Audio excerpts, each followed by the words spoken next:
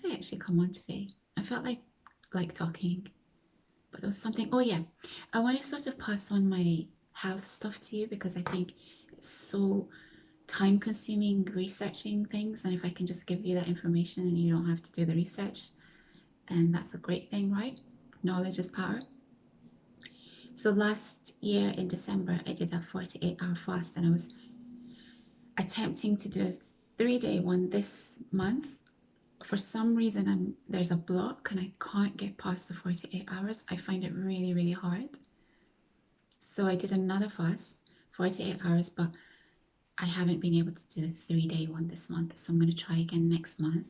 I've come to the conclusion that if you can stay out of the doctor's office, I've sort of had this feeling for a very long time, but increasingly, I feel that if you can stay away from the doctors as much as possible, then you're a winner in life. So that's what I'm trying to do. I'm trying to avoid ever having to deal with them. They're not knowledgeable enough, and they're taught in synthetic medicine. They're not taught in natural medicine and how we can heal ourselves. So I also, at the same time as doing a fast, I've started a parasite cleanse, and the 4 products that I'm using are wormwood, black walnut hull, I think that's what it's called, clove powder, and a binder to get rid of the parasites and the metal toxins in our body, which is activated charcoal. There are different binders that you can use. I've just chosen activated charcoal. So I'm currently, I did 2 weeks and then I took a break, and I'm doing 2 more weeks. I'm not sure if I'm doing the completely correct protocol, but there's so many different ways of doing it that I just thought, okay, let me just try it this way. If you want the figures in terms of how much I'm taking, I'm happy to share that information with you. But did you know that we're actually supposed to be doing a parasite cleanse at least 2 or 3 times a year? Never knew that. I've on and off over the years, I've used clove oil just because I've always felt, as in the powder, because it just makes me feel good. But this is the first time I'm actually doing a proper parasite cleanse. How do I feel? I don't know. I don't really feel any. Okay, I do notice that my skin, it improves my skin somewhat. The clove, I think, definitely. Other than that, I don't notice any other particular type of difference. But let's see. And then what else has been happening? I've been, as you know, getting rid of stuff that's been really important to me. My books are slowly selling. My Osho books have gone. I still have 42 books to go. At some point, I'll probably get fed up of it and just give them away to charity, but I'm holding on to them until a few more get sold. And there's other things I do kind of want to talk about, but I'm trying to stay quiet this year until I actually get things done rather than talking about them and they don't get done. Stealth mode, stealth mode. But let me think about what I can talk about. There's a guy called Finn Askew. I don't know if you've heard of him. Originally, I thought he was American, but he's actually British. He's a British singer, and I love his voice. He's got this husky voice, but it's also R&B. He's just got a brilliant voice. And I've been wanting to kind of make sure I catch him whilst he's still not blown up. And I found out that he's going to be playing in Oxford Street, which is in central London, this week or next week, I think. So I went to check tickets, all sold out, absolutely gutted, because it's a small venue, intimate venue, and he's just at his infancy, so it would be amazing to see him. So I'm sort of checking to see if people are giving up their tickets last minute. I doubt it's going to happen, but he's someone that I would love to see this year. And then, oh, there's a DJ a house DJ, deep house DJ, because I love deep house, not regular house, but deep house, soulful house. It's my jam. A genre that I've never really delved into fully, because at some point I find that deep house, even deep house, I can get bored of it a little bit. It's the same thing with underground UK garage. I can get bored of it quite quickly. I find drum and bass very intellectual. Same with other genres like maybe R&B. Deep house, UK garage, at that point I can't listen to it anymore. It's not intellectual enough for me. But this guy, DJ Luke, he's going to be playing this coming week, somewhere in London. And I'm actually in Hackney, the place that I went to for the drum and bass ride at the end of last year. So I haven't done anything fun at all in January. January has just been me keeping my head down and just trying to make sure that January was as effective as possible so I didn't lose that momentum. Can I tell you about this? I need to go to the supermarket and I need to make carrot soup. I've got into a weekly habit of making carrot soup with sweet potato as well. So I'm going to make that today. So I won't stay too long.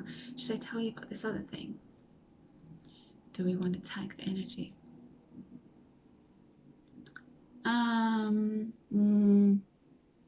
Maybe not.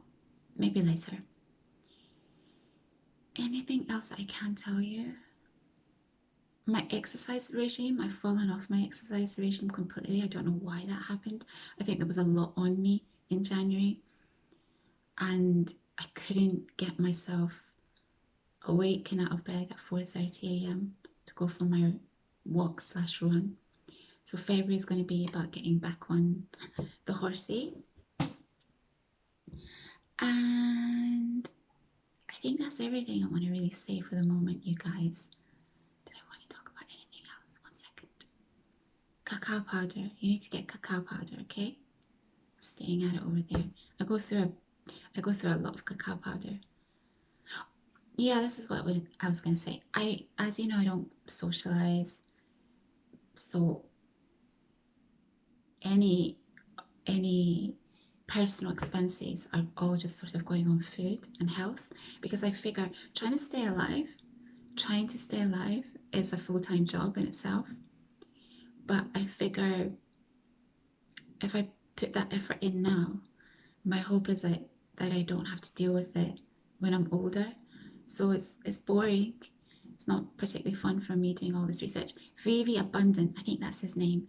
He's on Instagram. He's an amazing guy. He's become my doctor alongside Dr. Berg.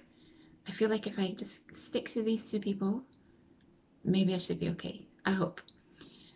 Vivi Abundant, he's amazing. Yeah, so all my sort of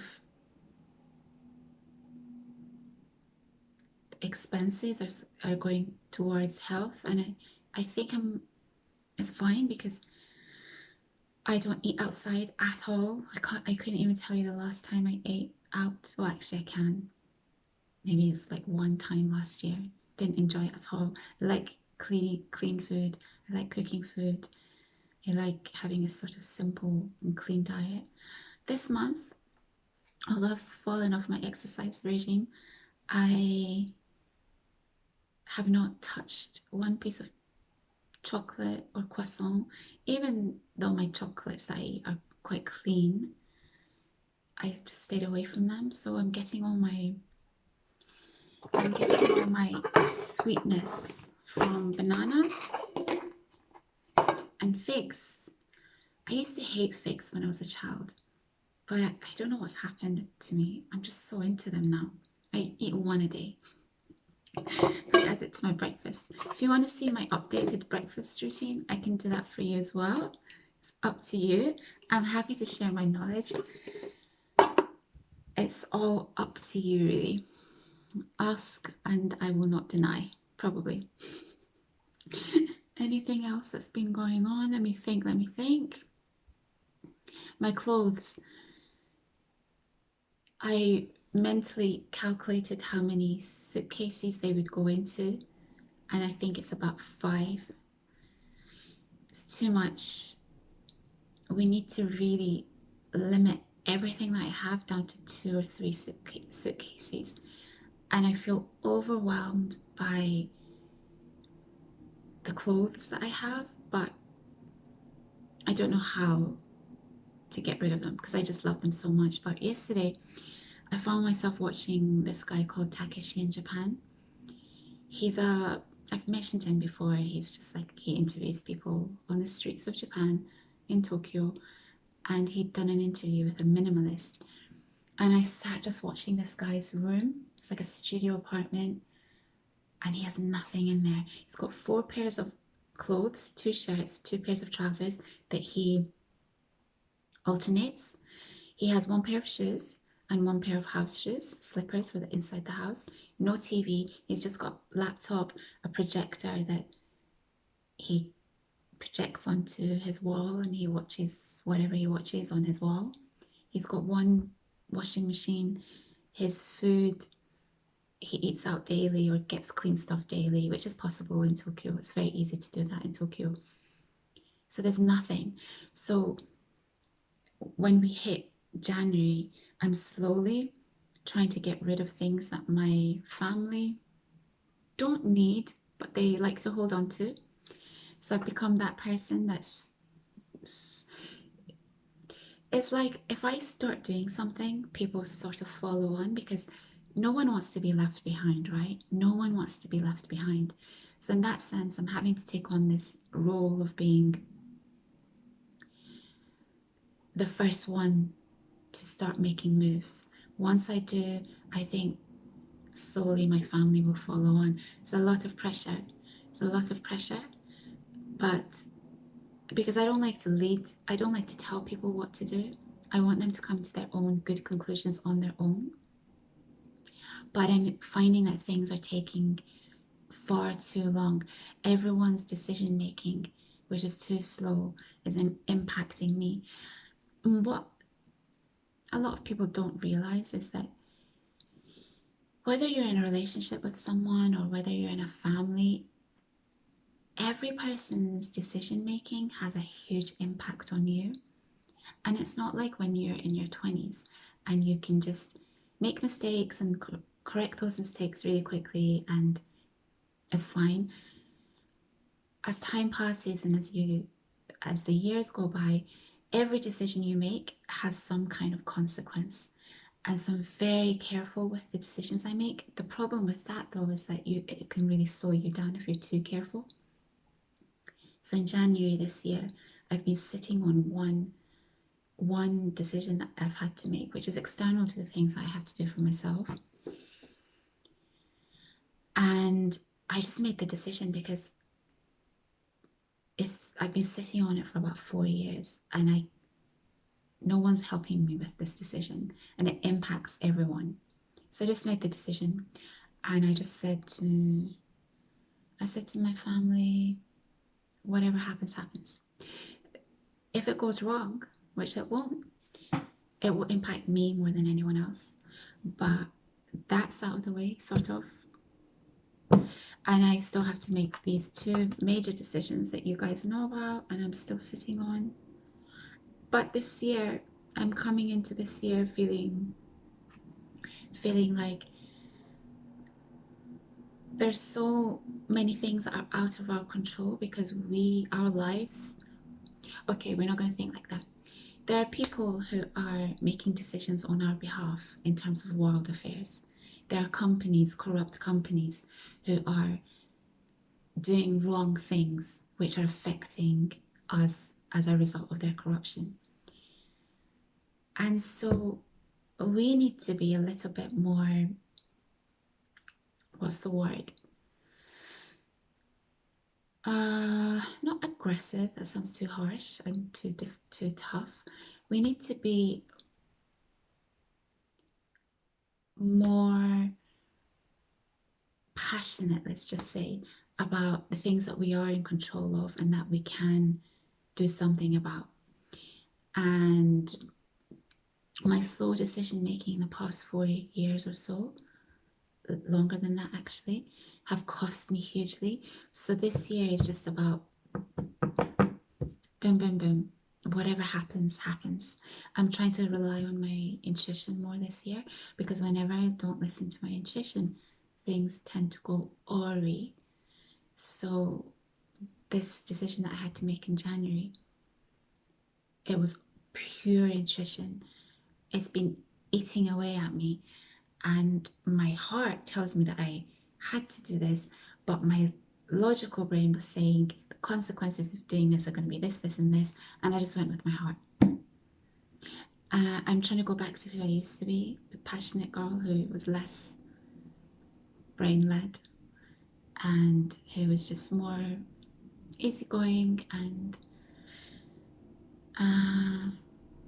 fun and just herself. I'm trying to go back to that girl. And that's where we're at in February 1st, 2026. I'm not going to be keeping a schedule until there are things that I can tell you.